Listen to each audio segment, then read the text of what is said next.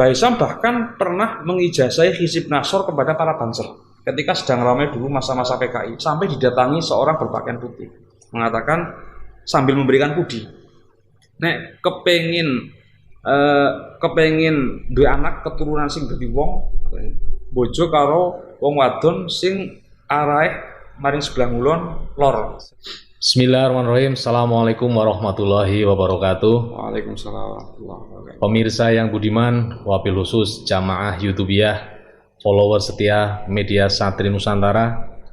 Alhamdulillah pada malam hari ini kita masih bisa bertemu, bisa mengudara. Izinkan saya, Amir Triyono, bertugas menjadi pembawa acara.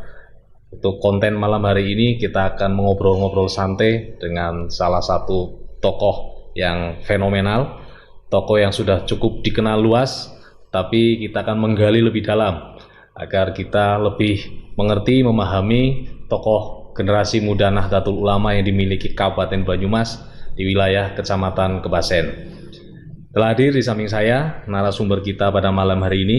Beliau adalah Gus Ahmad Hadithul Fahmi LC atau lebih akrab disapa Gus Fahmi. Assalamualaikum Gus. Waalaikumsalam Mas Amir. Sehat? Alhamdulillah hari ini? Sehat ya. Tetap seger ya? Tetap seger. Puasa hampir 1 bulan, staminanya masih fit, kesibukan Gus Fahmi yang sangat luar biasa. Balas dendamnya malam. Iya, Gus. Oke. Gus, ini kan di media Santri Nusantara atau bahkan mungkin di channel-channel yang lain, Gus Fahmi sudah sering tampil nih. Iya, masyarakat sudah sering mengenal, mengikuti pengajian-pengajian Gus Fahmi, rutinan-rutinan Gus Fahmi. Tapi kami dari media Santri Nusantara ingin lebih mengenal lebih dalam tentang pribadi Gus Fahmi. Mungkin akan lebih mudah Gus Fahmi perkenalan diri sendiri Gus. Walaupun saya sebenarnya ini akan lebih enak kalau Gus Fahmi memperkenalkan saya langsung. Iya. Monggo Gus. Ya, terima kasih Mas Dedi Triyono. Ya, karena badannya itu maconya mirip Dodi. Teman-teman media Santri Nusantara yang saya banggakan, perkenalkan nama saya Hadithul Fahmi. Saya sekarang membantu paman-paman di pondok pesantren atau Jal Islami, jadi nggak kemana-mana, masih standby di Leler. Tidak kemana-mana, ada di mana-mana. Aslinya dari sini saja, Leler, Randegan, Kebasen, Banyumas. Kemudian pendidikan yang formal di SD Negeri 1 Randegan, di sekitar Randegan saja ini. Kemudian lulus dari sana ke SMP Negeri 1 Sampang. Sampang Cilacap ya Gus? Sampang Cilacap ya. Ya, kemudian dari Sampang ke Jogja di Ma'had Al-Hakim, asuhan Kiai Nawawi. Kemudian setelah dari Jogja ke Sukabumi, ke Pondok Abuya Mukhtar. Dari Sukabumi ke Wonosobo menghafal Quran di pondoknya Kiai As'ad, itu muridnya Mbah Muntaha, pendiri Pondok Al-Asy'ariyah Kalibeber. Dari Mbah Muntaha ke Mesir, kemudian setelah dari Mesir ke IAIN Purwokerto. IAIN Purwokerto. Ini dari sejarah pendidikan ada yang menarik ini Gus. Ternyata kita satu alma mater. SMP Negeri Sampang. Iya, Sampang. Ya, kita dari Sampang juga. Saya SMP Negeri Sampang. Kita bernostalgia Gus. Cuma mungkin angkatan lama ya ini. Saya lulus tahun 95 Gus. 95. Satu angkatan kalau di keluarga Leler itu dengan Gus Ohib, Gus Muhibur Rahman. Oh iya, Gus Ohib ya. Itu satu angkatan dengan saya. Berarti saya 95, Gus Fahmi tahun 2002. Tapi kayak satu umuran gitu Gus ya. Ini kayak satu umuran Gus. Ini Gus Fahmi dulu kayaknya kalau SMP itu paling disayang sama Pak Narno. Masih ingat Pak Narno Gus? Ya, beliau termasuk salah satu guru yang diidolakan bahkan mungkin oleh Mas Amir juga. Oh iya. Dulu guru itu Pak Narno, ada Pak Muslim, Bu Dian. Nah, ini kalau yang ibu-ibu kayaknya Gus Fahmi udah ini. Itu bisa masih diingat, kita bernostalgia Gus. Iya. Untuk sahabat-sahabat yang ada di channel media Santri Nusantara ini yang alumni SM Negeri Sampang, kalau nggak like dan subscribe itu kebangetan ini Gus ya. Ada Pak Sabar juga. Pak Sabar ini ahli bahasa dan senang study tour. Piknik ya. Mungkin teman-teman yang dari Sampang Paham kalau salah satu agenda pasti dari Pak Sabar itu pasti Piknik. ya. Ada Bu Eko masih ingat Gus? Iya, kok Bu Sri, ya. matematika Pak Trijoko. Trijoko ya. Ya, cuman ada beberapa guru-guru kita yang sudah berpulang. Meninggal, Ini mudah-mudahan didoakan Amin, yang amin. di tempat terbaik. Amin. Bahkan ada beberapa yang katanya ikut di rutinannya Gus Fahmi. Iya, ada beberapa kayak Pak Latim yang sekarang sudah meninggal. Pak Latim belum lama meninggal itu. Pak Brasan ya. Iya, Pak Brasan. Ada Pak Bardin juga sudah almarhum. Ya, mudah-mudahan diri yang terbaik. Amin, Gus, amin. Baik Gus, setelah tadi kita mendengarkan tentang pendidikan formal dan non formal Gus Fahmi, dari pendidikan dasar hingga pendidikan yang terakhir serta pendidikan di pondok pesantren. Kalau orang Jawa bilang itu tentu akan ada hal lain yang mendukung sehingga Gus Fahmi menjadi sosok seperti sekarang ini. Orang Jawa mengatakan ini bibit bobot bebek, Gus. Nah, mungkin Gus Fahmi bisa menceritakan tentang keluarga Gus Fahmi dari bapak, ibu, ya, sampai mungkin ke kakek. Iya. Monggo diceritakan, Gus. Ya, sebetulnya kalau sosok ya saya tidak istimewa lah. Banyak yang lebih istimewa, banyak yang lebih representatif. Tapi kalau kemudian ingin mengetahui lebih jauh mengenai keluarga, ya tidak ada salahnya kalau betul Gus, karena netizen ini kan sudah sangat ingin mengetahui. Biar lebih dalam, biar lebih dalam. Gorengnya pintar. Ya kalau saya itu asli Leler saja, seperti saya bilang tadi, ayah saya kebetulan dapat ibu saya itu dapat keponakan. Masih saudara. Ayah saya dengan Mbah Hisam, yaitu abahnya ibu saya itu masih sepupu. Ayah saya, kakek saya, dan ayahnya Mbah Hisam itu kakak adik. Sama-sama putranya Mbah Durmanan. Nah, jadi kalau dikatakan dikatakan masih satu rumpun ya satu rumpun. Masih satu rumpun. Ya. Kalau kita mendengarkan cerita tadi dari garis ibu ya, ada Mbah Hisam, ada Mbah Sudi, tokoh-tokoh ini tentu tidak bisa dilepaskan dengan pondok pesantren di Leler. Iya, betul sekali. Nah, bisa Gus Fahmi selaku cucu turunannya menceritakan sejarah tentang pondok Leler dari awal hingga perkembangan sampai saat ini, Gus. Iya. Saya kebetulan menulis dengan kakak-kakak sepupu saya buku biografi Mbah Hisam. Saya tulis dari mulai Leler terbentuk sampai perkembangan pondok pesantren sekarang. Di buku ini saya tulis dengan Gus Muhakam Zain, dengan Gus Muhammad Najifuddin. Kebetulan masih kakak sepupu saya. Kalau ingin lebih lengkap, teman-teman bisa baca di buku Abai ini, biografi Mbah Hisam Sudi. Tapi secara global mengatakan membincang pondok Leler itu tentu saja berbicara sejarah yang panjang, terutama karena sudah mungkin secara usia pondok Leler tua ya, tua, dan itu tidak bisa lepas dari kenapa kok Leler ada asal muasalnya dan siapa yang pertama kali menghidupkan atau babat alas di Leler, tonggak sejarahnya.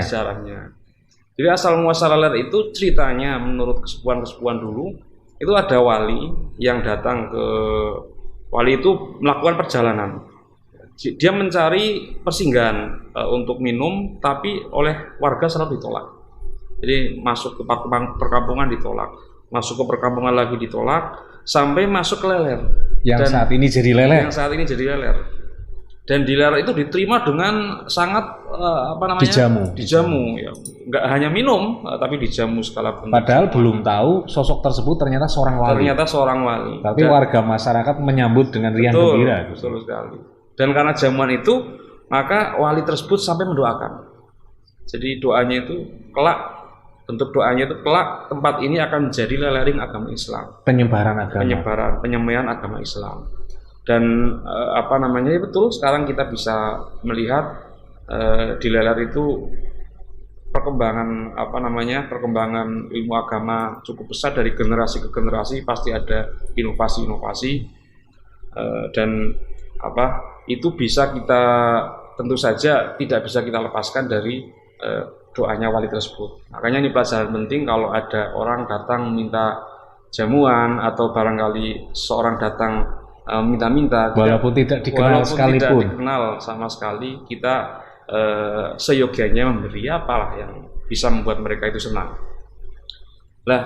Kenapa kok ada Leler dengan pondok yang berdiri sekarang itu tentu tidak lepas dari seorang namanya Mbah Dito Wongso. Mbah Dito Wongso. Mbah Dito Wongso, betul. Mbah Dito Wongso itu dulu mantan pasukan Pangeran Diponegoro. Berarti malah bukan dari asli yang sekarang ngalir ini Mbah Dito Wongso? Bukan, ya. Ceritanya dulu pelarian dari pasukannya Pangeran Diponegoro ketika Perang Sabil antara tahun 1825 sampai 1830. Ini beberapa pasukan Pangeran Diponegoro akhirnya menyebar, salah satunya ke Leler, dan di Leler itu Mbah Dito Wongso sempat melihat ada satu daerah yang potensial untuk dimasuki agama Islam. Akhirnya memanggil rekannya namanya Mbah Mahbub.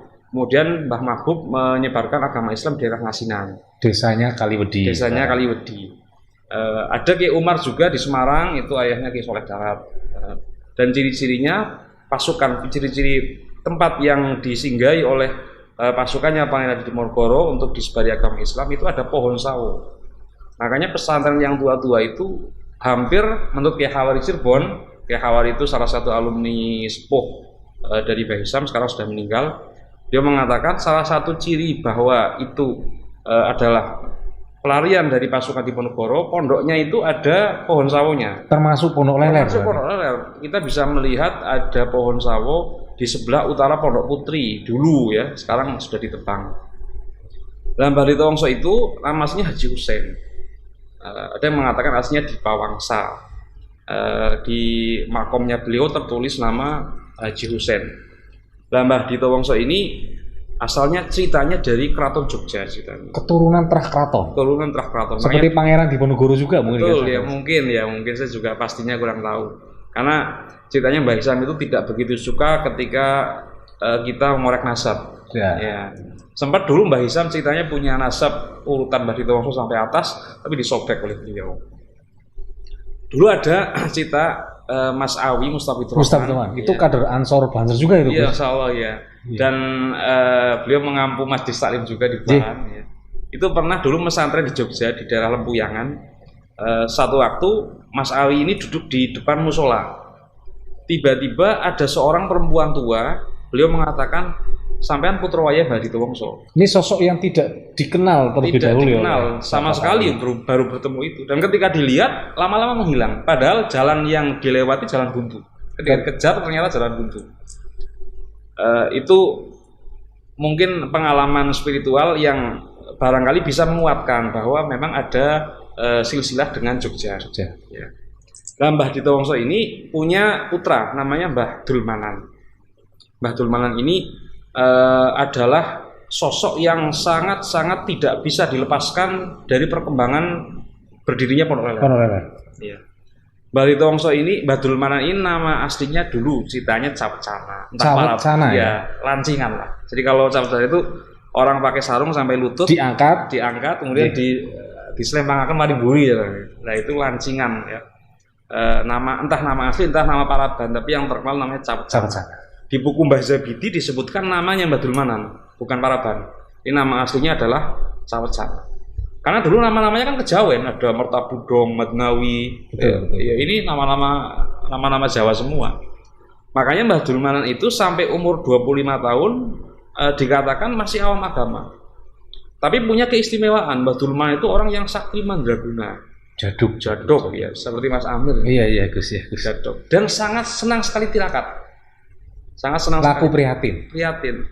Makanya Mbah Dulmanan itu sering mengatakan kepada kesepuan-kesepuan zaman dulu, dan itu kemudian dari generasi ke generasi disampaikan. Saya mendengar dari Pak Jelani, Mbah Dulmanan itu mengatakan nek kepengin dadi wong sing seneng tirakat. Nek kepengin dadi wong sing seneng tirakat. Nah, Mbah Dulmanan itu senang sekali tirakat. Mbah Dulmanan itu di 25 tahun beliau ceritanya ada fase perpindahan dari yang awam agama sampai ada keinginan yang begitu kuat untuk mendalami ilmu agama. Sampai membujuk istrinya yang kedua. Ya. Nah, istrinya yang kedua ini. Mbah Dulmanan punya 2 istri. Jadi istri yang pertama tidak punya keturunan. Kemudian dari istri yang kedua beliau punya keturunan yang kemudian meramaikan Leler sekarang. Dari istri yang kedua ini juga ada cerita menarik, Mas Amir. Jadi dulu itu ceritanya dari istri yang pertama Mbah Dulmanan sedih karena tidak punya keturunan. Saking sedihnya beliau sampai didatangi seorang berpakaian putih, mengatakan sambil memberikan kudi, nek kepengin duwe anak keturunan sing dadi wong, bojo karo wong wadon sing arahe maring sebelah ngulon lor, sebelah barat, utara, barat daya, barat, dari Leler. Dan setelah itu Mbah Dulmanan dapat orang Sawangan masih kecamatan Kebasen. Masih kecamatan Kebasen ya, seperempat jam dari Leler lah. Dari keturunan itu kemudian dengan perempuan yang dari Sawangan ini kemudian yang jadi keturunan Mbah Dulmanan sekarang. Nah, umur 25 tahun itu ada keinginan ke Mekah untuk mempelajari agama Islam. Sampai ceritanya ketika di Mekah itu berangkat dengan Kiai Sumpyuh namanya. Jadi ketika umur 25 tahun Mbah Dulmanan ada keinginan untuk untuk mendalami agama, beliau baiat thariqah dengan Kiai Sukareja. Nah, dari baiat thariqah itu yang kemudian mengenalkan Mbah Dulmanan dengan kiai-kiai yang ada di daerah Banyumas, termasuk Kiai daerah Sumpyuh yang nantinya menemani Mbah Dulmanan ke Mekah, dan Kiai Suyuti Bogangin. Kiai Sumpyuh itu yang saya tidak mengetahui namanya. Saya dapat dari keterangannya Mbah Zabidi, di bukunya Mbah Zabidi. Mbah Dulmanan itu ketika umur 25 tahun mau ke Mekah, ini nggak berani bilang sama Mbah Dito Wongso. Yang bujuk ke ayahnya tidak berani. Iya, nggak berani bilang. Yang bujuk Mbah Dito Wongso itu istrinya. Ini pentingnya yang kedua. Ya. Peran istri yang kedua ternyata juga ada sisi positif. Ya, artinya tanpa bujuknya istri yang kedua ke Mbah Dito Wongso tidak mungkin ada Mbah Dulmanan. Karena saudaranya seperti itu. Iya. Nah, Mbah Dulmanan itu akhirnya ke Mekah dengan salah satu kiai di Sumpyuh, ya, yang kemudian mengenalkan dengan Syekh atau Kiai Suyuti Bogangin yang sudah terlebih dahulu di Mekah. Kiai Suyuti Bogangin itu yang mengenalkan dengan Syekh Ali Ridho. Ini mursyid thariqah Naksabandiyah Khalidiyah. Naksabandiyah Khalidiyah itu yang kemudian dikembangkan oleh Mbah Dulmanan selepas pulang dari Mekah. Ada beberapa cerita menarik ketika Mbah Dulmanan itu di Mekah. Salah satunya Syekh Ali Ridho itu mengatakan amal ibadah seseorang itu dinilai dari seberapa capek dia ibadah. Akhirnya Mbah Dulmanan itu tawaf mengelilingi Ka'bah jam 12 siang ketika sedang panas terik matahari. Ya. Sampai ketika beberapa kali putaran beliau pingsan karena tidak kuat, dan ceritanya di bukunya Mbah Zabidi, Mbah Dulmanan itu diangkat oleh orang mengelilingi tawaf untuk menyelesaikan tawafnya, tapi tidak tahu siapa itu. Dan ketika tanya masalah dengan Syekh Ali Ridho, cerita menarik yang selanjutnya itu, Syekh Ali Ridho selalu menjawab, besok takonono maring anakmu. Setiap Mbah Dulmanan bertanya. Setiap Mbah Dulmanan bertanya. Padahal waktu itu Mbah Dulmanan baru punya putra, baru mengandung. Istri yang kedua itu baru mengandung, dan itu pun bukan Mbah Sugdi. Karena yang dimaksud oleh perkataan Syekh Ali itu adalah Mbah Sugdi. Jadi pandangan batin gurunya itu Syekh Ali itu sudah mengetahui bahwa anak keturunan Mbah Dulmanan akan menjadi orang-orang yang besar ya Gus. Ya. Nah, kurang lebih seperti itu. Dan Syekh Mbah Suyuti Bogangin itu mendengar perkataan Syekh Ali itu. Dan Syekh Ali ini punya anak yang gagah, masih kecil. Mbah Dulmanan sering mangku anak tersebut, dan di hatinya terbesit kekaguman. Saya ingin punya anak yang mirip sekali dengan anak guru saya ini. Dan ternyata betul Mbah Dulmanan itu wajahnya Jawani. Wajahnya tidak ada ras Arab sama sekali. Tapi punya Mbah Sugdi, punya putra Mbah Sugdi yang mirip wajah sekali Arab dengan orang Arab. Padahal lokal dari Leleran. Lokal, sangat-sangat lokal sekali. Ya, sangat lokal sekali.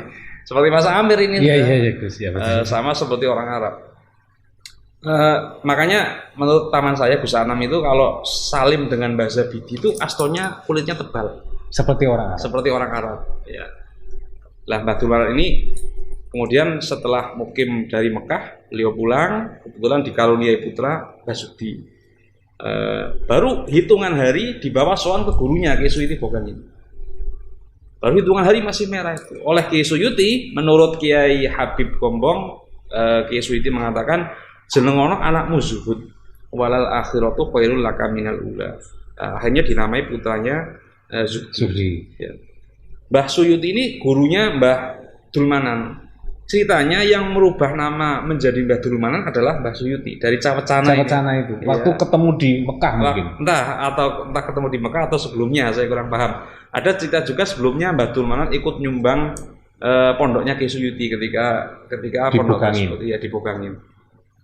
Nah, diberi nama Zuhdi, kemudian ceritanya Mbah Suyuti keleler itu 2 kali. Ketika setelah Mbah Dulmanan pergi ke Bogangin, itu masih kecil ya, dibawa ke Bogangin sudah. Dan yang kedua, ketika Mbah Zuhdi menikah dengan putranya Ki Suyuti. Karena pernah mungkin mendengar. Pernah mendengar. Ini kan Mbah Zuhdi ini kan juga dipondokkan di tempatnya Ki Suyuti. Jadi mondok di sana Mbah Zuhdi itu.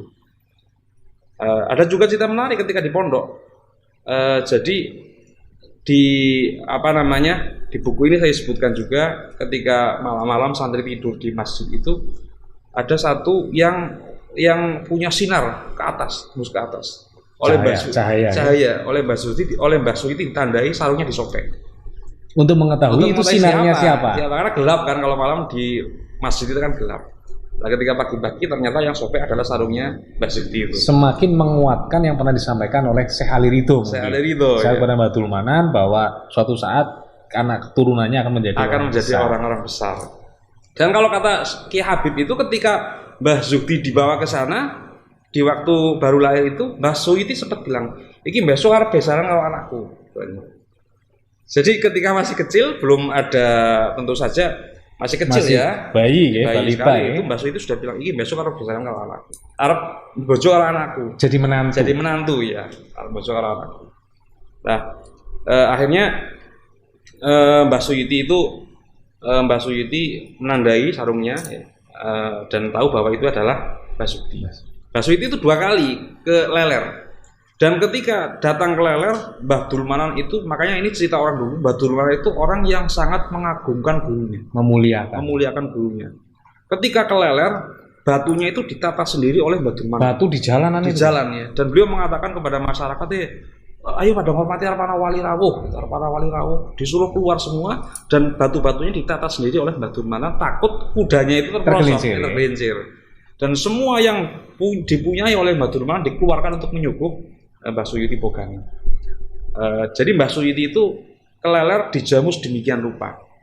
Dan ketika dileler, Mbah Suyuti mengatakan besok ya dari pondok dengan menunjukkan tempat-tempatnya ini, titik-titiknya, dan menurut kesepuhan zaman dulu titik-titiknya itu sama persis dengan yang ditunjuk oleh yang ada sampai dengan sekarang. Yang ada sekarang. Jadi adanya Masjid Baitul Manan itu adalah masjid yang dibuat oleh Mbah Dulmanan untuk menghormati Mbah Zuhdi yang baru pulang dari pondok. Itu ketika itu umurnya Mbah Zuhdi 23 tahun. Sementara Mbah Zuhdi itu lahir di tahun 1883. 1883. Makanya saya lebih condong Pondok Leler itu sudah ada semenjak 1906.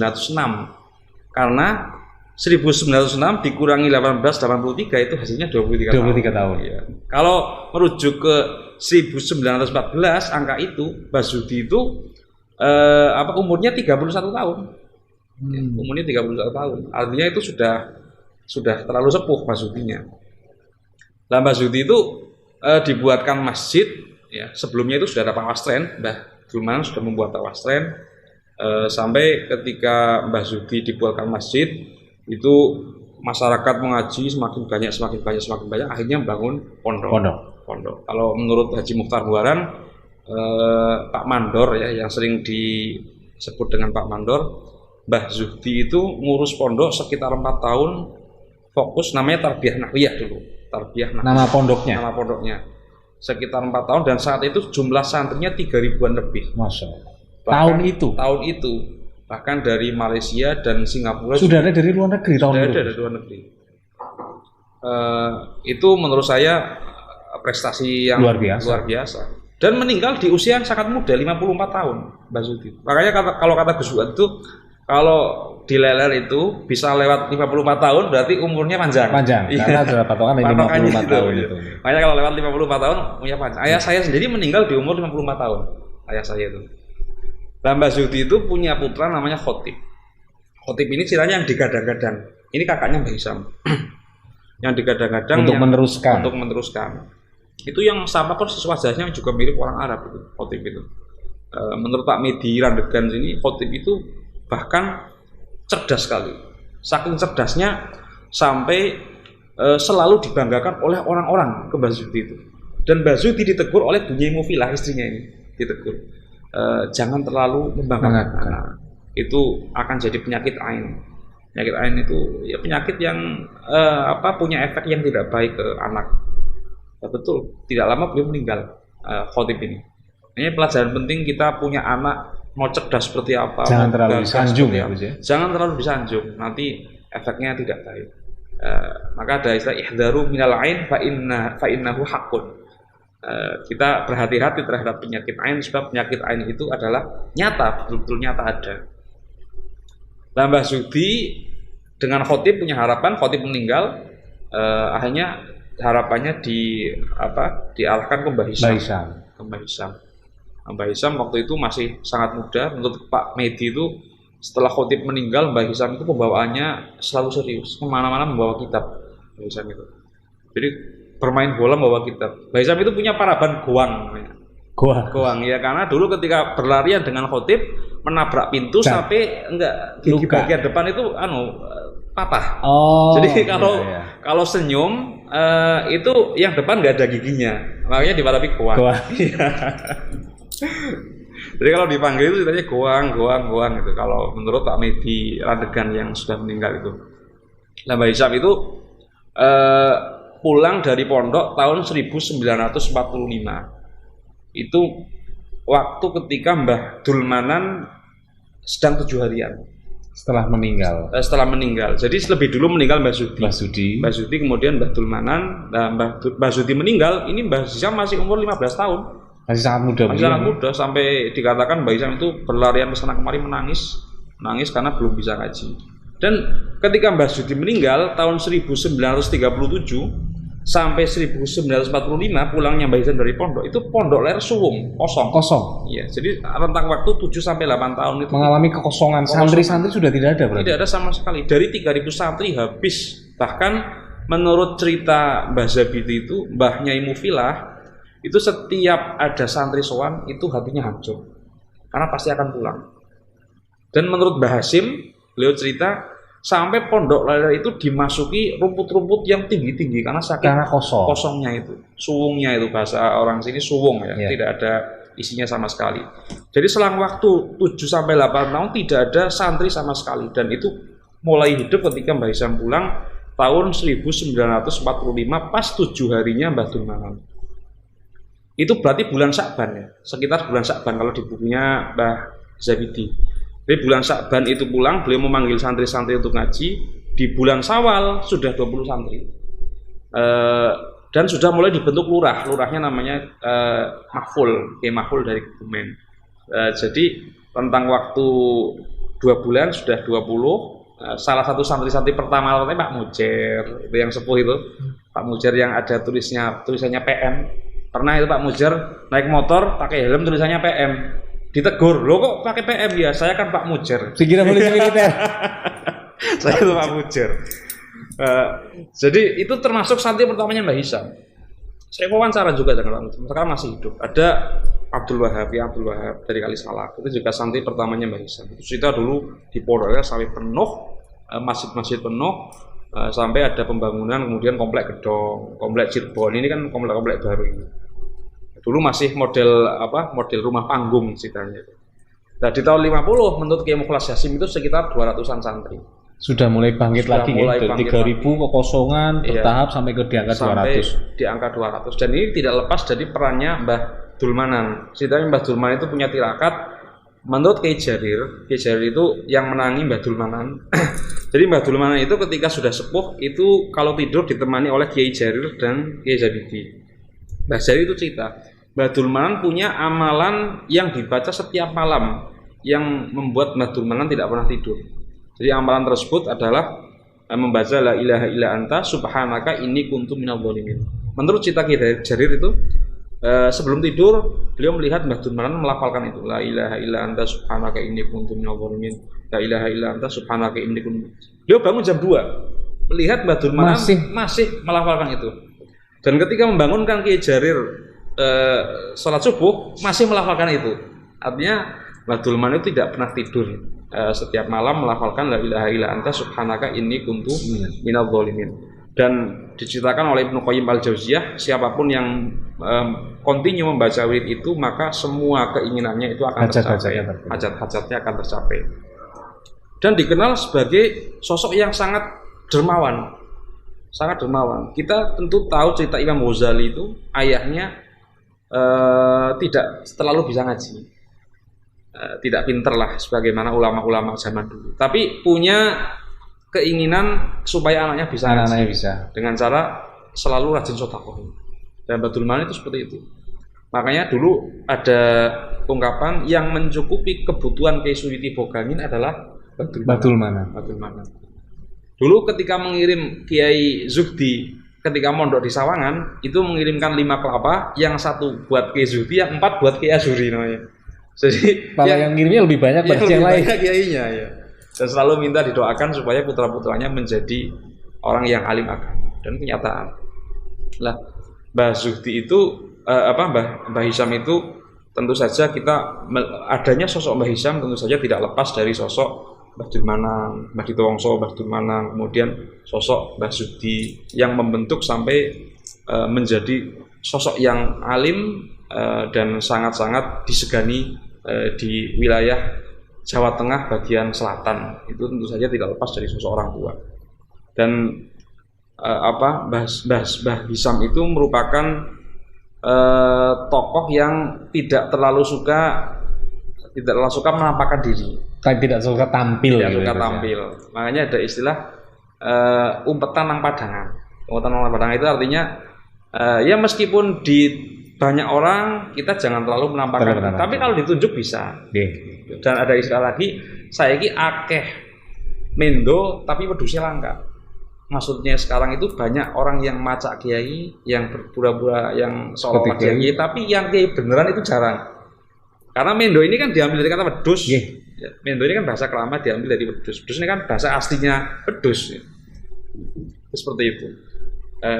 Makanya di zaman Mbah Hisham itu pondok berkembang pesat, ya, berkembang sangat pesat, dan kurikulum juga sudah mulai dimasuki kitab-kitab baru. Karena dulu ceritanya Mbah Hisham itu dulu sempat ngarang kitab untuk Kiai Mukhlas, ngarang Syarah Waraqat. Itu hampir selesai, ketika hampir selesai tapi disobek oleh Mbah Hisham. Kenapa? Ya, karena di lembar yang terakhir itu. Iya, di lembaran terakhir itu sudah hampir selesai, itu disobek. Syarah Waraqat ini kan kitab Waraqat, kitab usul fikih, ya, kitab yang bagi anak pesantren itu wajib lah. Mbah Hisham mensyarah, memberi penjelasan kitab itu. Dan ketika sudah hampir selesai disobek. Ya karena itu tidak suka terlalu menampakkan diri. Ya, dan punya hobi pangkok. Ayam pangkok. Kalau kata Pak Gunawan itu, Mbah Hisham bangkoknya di zaman itu harganya 1 juta sampai 1.500.000 di tahun itu. Pak Gunawan itu kan beliau Cina tapi sangat ngefans sekali dengan Mbah Hisham, dan saya akrab dengan Pak Gunawan karena sama-sama suka ayam bangkok. Iya. Itu Cina tapi sangat sangat ngefans sekali. Bahkan diceritakan Pak Gunawan itu kalau sedang bersama Mbah Hisham selalu ngambil bekas rokoknya Mbah Hisham untuk dirokok. Berkahnya gitu. Padahal seorang Chinese ya. Dan sekarang masih punya simpenan 3 jimat dari Mbah Hisham yang katanya mau dibeli semiliar pun nggak akan dikasih. Nah, Pak Gunawan ini cerita, katanya Mbah Hisham punya ayam waktu itu harga motor masih 200-an. Ayamnya sudah harga 1 juta sampai 5 kali lipat sampai 7 kali lipat. Gitu. Iya. Dan itu tidak ketika kedatangan guru itu nggak sayang. Ceritanya itu ada dipotong ya. Gus Anam itu pernah matur dalam satu pengajiannya, ada satu gurunya Mbah Hisham itu rawuh ya sini, beliau itu mengambil ayam yang paling mahal dan ayam tersebut dipotong diniati untuk menyembelih nafsu. Kalau saya kan eman-eman. Iya.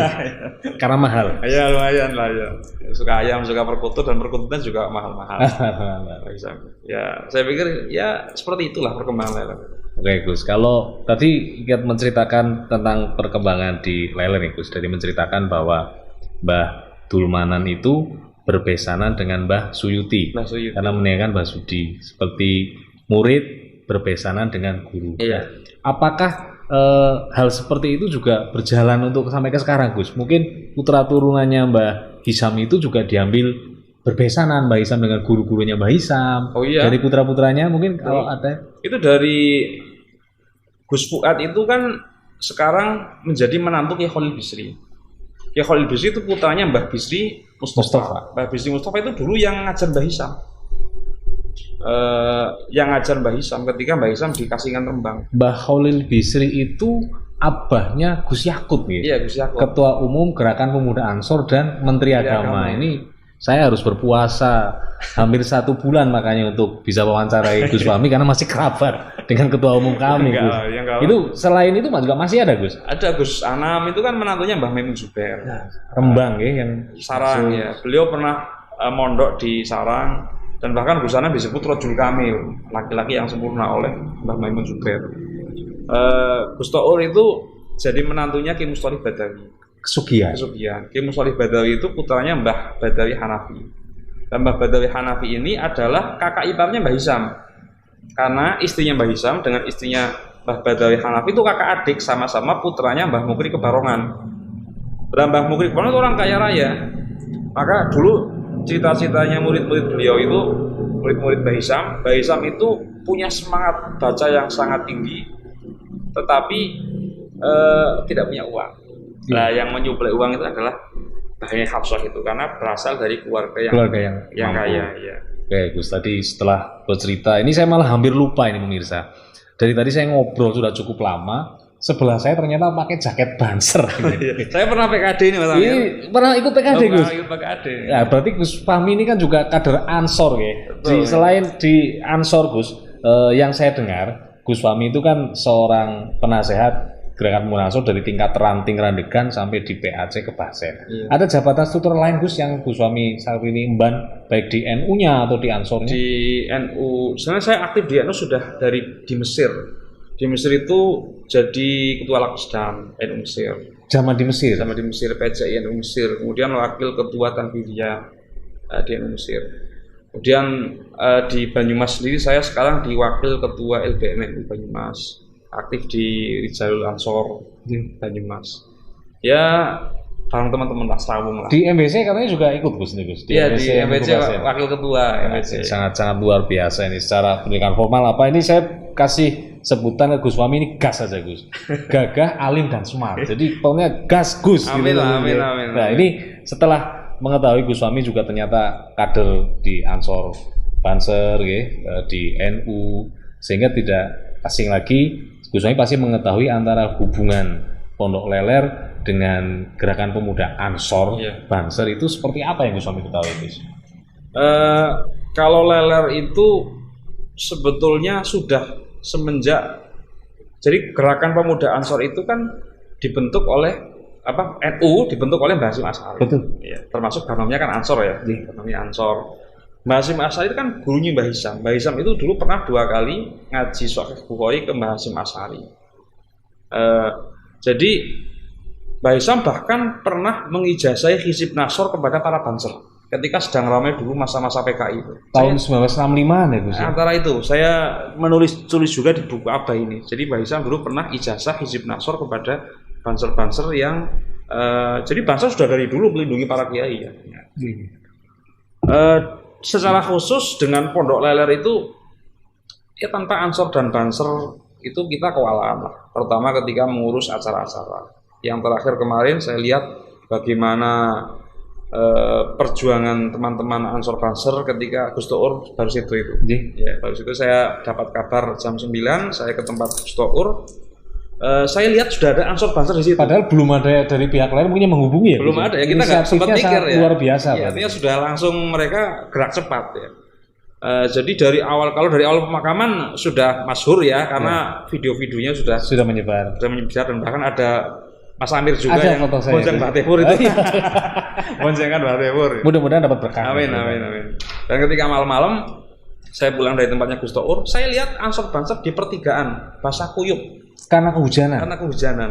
Itu kalau tanpa mereka, wah kita kewalahan sekali ngurus lalu lintas kendaraan, ngurus orang-orang. Padahal kalau boleh tahu nggak dibayar ya Gus. Mohon maaf loh, kayak Dan mereka dibayar, benar-benar. ya. Tapi sudah kaya-kaya masing-masing. Amin Insya amin Allah, amin ya. Gus. Amin amin amin. Dan Di acara-acara di banyak akhir ya? sana, Andalusia, ya. Haul Pondok Leler, itu tanpa bantuan Ansor Banser kita. Di akhir sana saya kira juga tidak cuma 1 hari kayaknya Gus. Wah itu Bisa sampai 3 hari. 3 hari. Dan Banser selalu aktif. Selalu aktif. Di akhir sana, di acara khitan masal, itu kan full yang ngurusi Ansor Banser itu. Jadi khitan masal kan setiap hall Pondok Leler yang besar itu ada khitan masal. Nah, khitan masal itu yang menghandle adalah teman-teman Ansor dan Banser. Ya. Oke, kalau kita lihat runut sejarah memang tadi diceritakan mungkin jas hijau ya Gus ya. Jangan sekali-kali hilangkan jasa ulama. Betul. Karena dari tahun 65 ternyata hubungan baik antara Ansor Banser dengan Pondok Leler itu sudah terjalin ada. Jadi tidak hanya sekarang karena mungkin Gus Fahmi sudah ikut PKD, mungkin cucu-cucunya atau mungkin juga berbesanan Gus Fuad ya, jadi kakak iparnya Gus Yakut. Ternyata sebelum itu sejarah itu membuktikan Ansor Banser sudah mempunyai hubungan yang baik dengan pondok Leler. Gus. Iya, Nah, kalau bahkan saya dulu terakhir kemarin lihat waktu rame di Jawa Barat itu. Oh, yang ada teror-teror di pondok pesantren. Itu betul.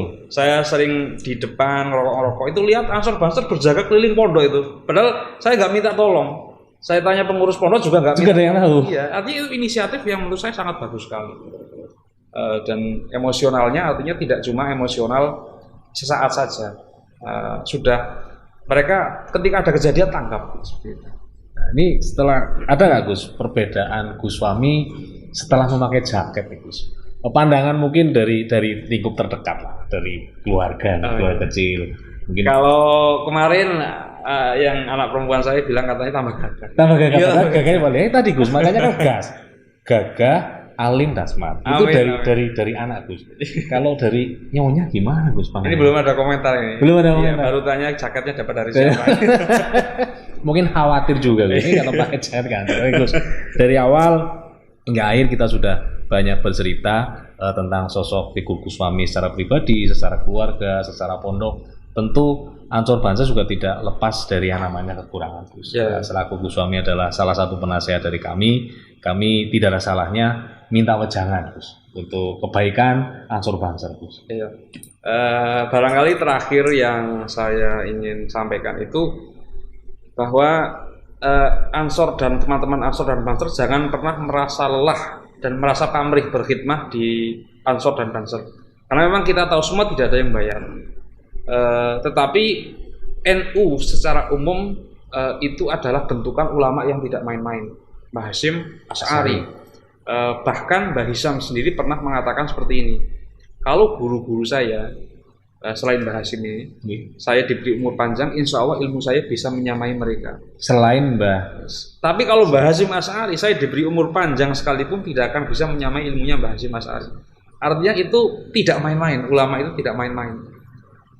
Dan Mbah Hasyim sendiri pernah mengatakan bahwa siapapun yang aktif di NU maka tak anggap jadi santriku. Dan kita tahu santri yang Mbah Hasyim, kita tentu saja secara lighting sudah beda ya. Tapi kita kan semua kepengen diakui sebagai santrinya Mbah Hasyim Asy'ari. Lah siapa yang aktif di NU kata Mbah Hasyim, tak akui jadi santriku. Kalau diakui jadi santri otomatis masuk dalam doa-doanya Mbah Hasyim. Amin. Maka itu jangan pernah merasa lelah, merasa pamrih, merasa waktunya terbuang percuma aktif di NU, karena pasti bayarannya itu tidak sekarang. Bisa jadi anak kita suka mengaji, suka kepada ulama, suka kepada kiai. Dan yang paling penting saya perhatikan ini, saya lihat Ansor Banser ini kan tidak semua dari pesantren. Iya, saya bagus. Oh, kan dari saya pesantren 3 hari di Asunia. Sama di Ngasinan. Itu waktu di Klat Banser tapi Gus. Iya. Gimana Gus?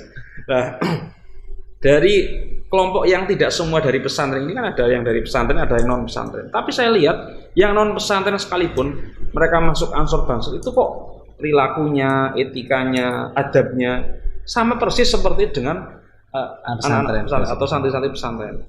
Dan mereka keinginan menimba ilmunya juga sama persis dengan anak-anak santri yang ada di pesantren. Ini saya pikir doanya Mbah Hasyim sudah sudah bisa kita lihat di yang paling dekat, hal-hal yang paling dekat yang bisa kita amati. Mas Amir bisa melihat lah yang aktif di Ansor Banser bukan orang pesantren, tapi secara perilaku, secara adab, etika mereka sama dengan seperti yang di pesantren. Dan tidak menutup kemungkinan sebenarnya kesuksesan yang ada di pondok pesantren kita lihat saat ini juga yang di Ansor lumayan banyak ya Gus. Lumayan banyak, iya. Salah satu contohnya ya Gus Yakut tadi kan. Gus Yakut jadi Menteri Agama dan banyak lah yang di pemerintahan, yang di di kabupaten, di tingkat kecamatan itu dari teman-teman Ansor Banser banyak yang aktif. Oke. Terima kasih Gus Fahmi, pemirsa Jamaah Yutubiah Media Santri Nusantara.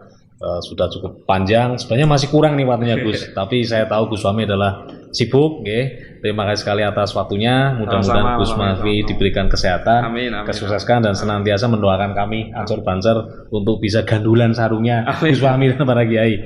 Pemirsa, dari awal hingga akhir saya mendampingi, mohon maaf bila banyak kata yang kurang berkenan. Wallahul muwaffiq ila aqwamit thoriq. Assalamualaikum warahmatullahi wabarakatuh. Waalaikumsalam.